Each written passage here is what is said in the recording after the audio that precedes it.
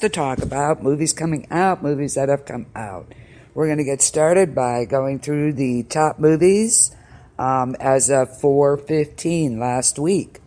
Number one that came out, that was number one last week, was Rampage. And critics say the movie's sheer button-mashing abandon satisfy audiences for a brainless blockbuster, so there you go. Rampage is about a primatologist played by Dwayne Johnson, of course, The Rock. He keeps people at a distance and shares an unshakable bond with George. It's an extraordinary intelligent silverback gorilla who has been in his care since birth. The trailer and clips look really good. But a rogue genetic experiment gone awry, of course, mutates the gentle ape into a raging creature of enormous size. And of course, to make matters worse, it's soon discovered there are other similarly altered animals. As these newly created alpha predators tear across North America, destroying everything in their path. He teams with a discredited genetic engineer to secure an antidote, fighting his way to an ever-changing battlefield to halt the global catastrophe, but to save his friend. Of course, Dwayne Johnson, The Rock, Naomi Harris is in it, and of course, a man we love to hate, Mr. Jeffrey Dean Morgan. And he looks good in this movie, he really does. When I saw the clip for this, I was like, oh, I don't want to see anything poor gorilla, poor George. I can watch Kong Skull Island. I cannot watch King Kong. I sit there and I'll cry because poor King Kong dies. And it's not his fault. It's terrible. I'm terrible, I know. Number two last week is one that I want to see, and it's A Quiet Place. And it's a Rotten Tomatoes gives it 95%. It artfully plays on elemental fears with a ruthlessly intelligent creature feature that's original as it is scary. So there you go. And it's a modern horror thriller. It's about a family of four. They must navigate their lives in silence after mysterious creatures that hunt by sound threaten their survival. If they hear you, they hunt you. So that was number two, A Quiet Place. That has Emily Blunt, John Krasinski, which is an interesting take. I like to see him in that. Millicent Simmons, Noah Jupe, Leon Russum. So,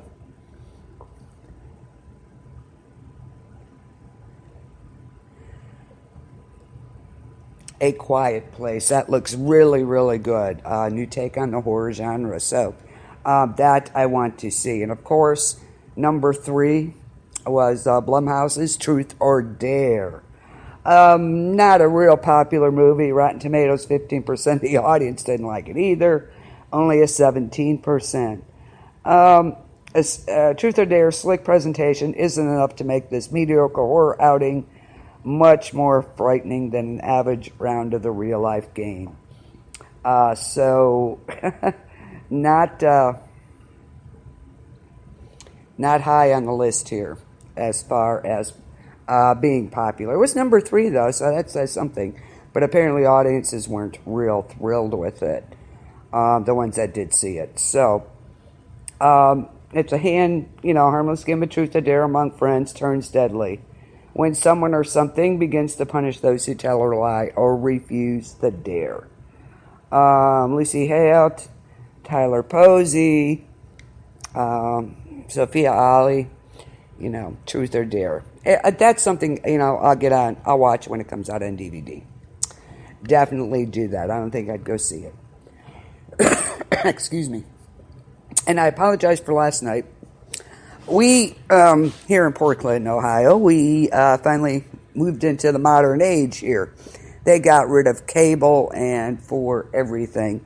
I guess they got tired of people stealing cable. But anyway, they all went digital, and they were messing around with with everything for the past 2 days. So my internet was going in and out, in and out, in and out. It was a little crazy, but I think they finally got it. Even my, I don't know if anybody else has noticed this, but even on my DirecTV, the guide is totally different. They changed that. Yeah, it's crazy.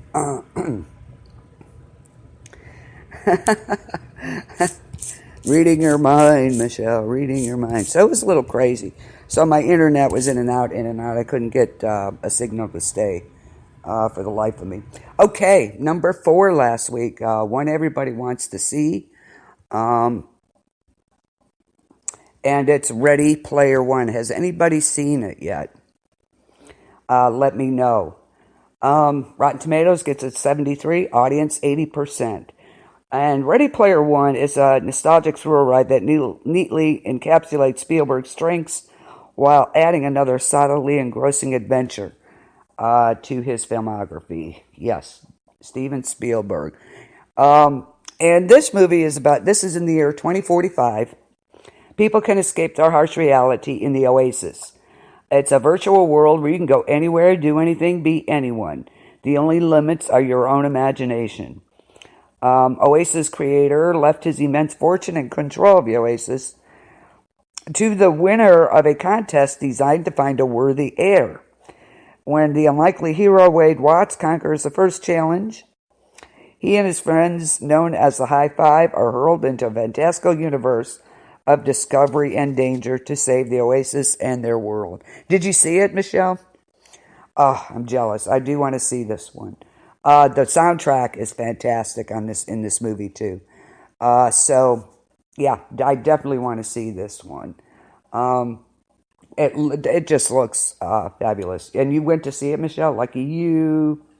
This has got. Oh, you went today? Yeah, reading it now. Very cool. Yeah, I do want to see this one. Ty Sheridan, Olivia Cook, Ben Mendelsohn, Simon Pegg. He's so awesome. TJ Miller. So this is one I want to see, definitely. I've heard so much about it. Number 5, of course, Rotten Tomatoes gives it an 82%. Audience, not so much. Blockers.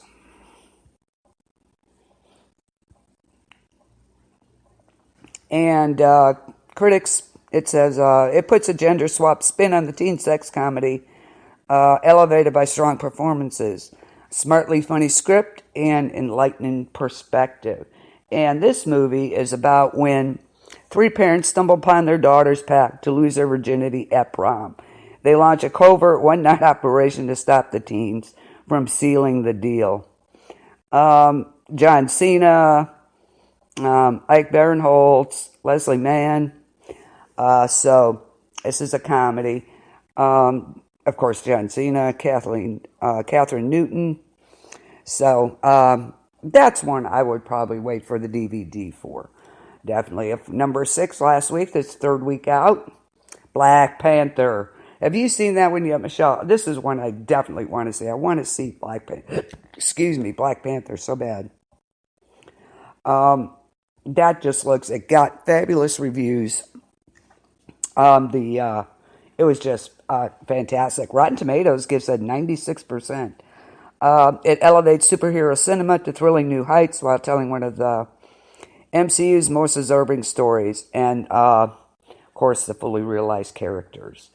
Definitely a C for me. I definitely want to see this. Ready Player One. I know Lori wanted to see that one too. Ready Player One. So that looked, definitely, that's a C. Black Panther follows T'Challa, who, after the events of Captain America Civil War, returns home to the isolated, technologically advanced African nation of Wakanda to take his place as king. When an old enemy reappears on the radar, T'Challa's mettle as king and Black Panther is tested when he is drawn into a conflict that puts the entire fate of Wakanda and the world at risk. Absolutely have to see this. Chadwick Boseman, Michael B. Jordan, of course Michonne is in it, Blocker. Oh yeah, what was I thinking? Yeah, that's the one with John Cena. Yeah, we all know the first of the Rooster Blacker, right?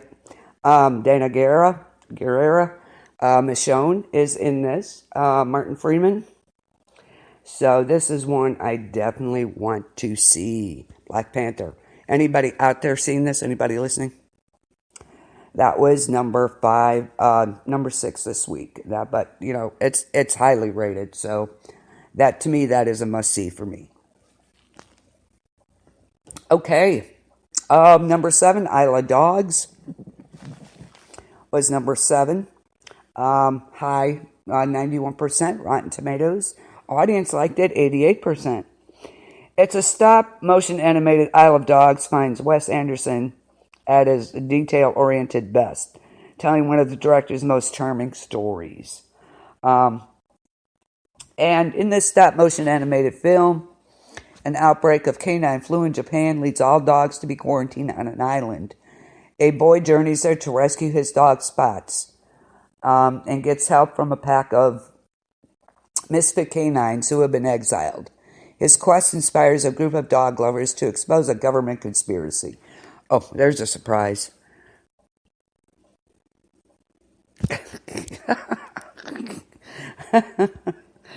Brainwashing you.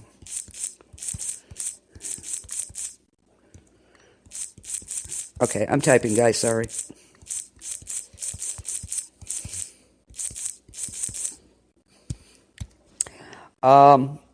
Okay, number 8 this week was I Can Only Imagine. Audience loved it, 93% from the audience score. Its message will have the most impact among Christian audiences. But overall, its performances and storytelling represent a notable evolution in faith-based cinema. It's an inspiring and unknown true story behind Mercy Me's beloved chart-topping song that brings ultimate hope to so many, and a gripping reminder of the power of true forgiveness. Yeah, indeed. Yep. So that was number 8 this week, I Can Only Imagine. Tyler Perry's Acrimony was number 9. Didn't do so well. It was pretty bad, I guess. No critic even said anything, but Rotten Tomatoes gives it a 24%, and the audience only a 49%. This is about a faithful wife, Taraji P. Henson, of course, from Empire. Tired of standing by her devious husband, is enraged when it becomes clear she has been betrayed. Crystal Sturrock, Jasmine Simon, Lyric Bent. So Taraji P. Henson is in that one. Number 10, rounding out the movies for the top 10 last week, Chappaquiddick, of course. Ted Kennedy's story. Rotten Tomatoes gives us 78%. Audience liked it too, 74%. Chappaquiddick can't help leaving some of this true story's most intriguing questions unanswered, and maybe we'll never know. Hard telling. But it's bolstered by outstanding work from Jason Clarke as Ted Kennedy. If you don't know the story, it's real quick. Chappaquiddick, the scandal and mysterious events surrounding the tragic drowning of a young woman as Ted Kennedy drove his car off the infamous bridge are revealed in the new movie starring Jason Clarke and Kate Mara as Mary Jo. Not only did this event take the life of an inspiring political strategist and Kennedy insider, but it ultimately changed the course of presidential history forever. This is through true accounts documented in the inquest from the investigation.